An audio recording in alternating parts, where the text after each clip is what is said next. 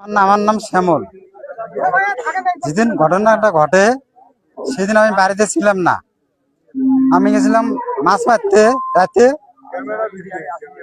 এখন তারপরে আমি শুনি যে আমার কাছে এক ভাই ফোন দিছিল, শ্যামল তুই কই আছিস? আমি বললাম মাছে আছি। হ্যাঁ, এখন আমি ওগুলো ঘটনা শুনে বাড়িতে আসি শুনি যে এই ঘটনা। আবার আমার বউকে জোরপূর্বক ধর্ষণ এনামূল হক কারি করে। তার আমি সঠিক বিচার চাই এবং আমার গ্রামবাসীকে আমি বিচার দিছিলাম, সে বিচার মানে নাই। তারপরে আমি হুমকি তুমকি দেখে আমাকে ভয় ভীতি দেখাইছিল, আমাকে মারার হুমকি দিছিল। তারপরে আমি থানায় গেছিলাম, থানায় আমি জিডি করছিলাম।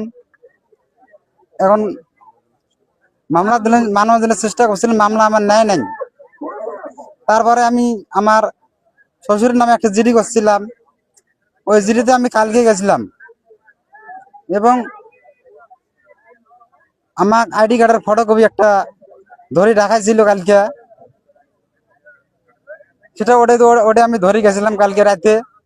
তো ওসি ওসি আমার মানববন্ধন করতে এটা মানা করছিল আমাকে ওসি, আর মামলা দিতে মানা করছিল যে তুই এগুলা করিস না, এগুলো করে কোনো লাভ হবে না। আমাকে ওই ওসি কিন্তু বলছিল কালকে রাতে, আমাকে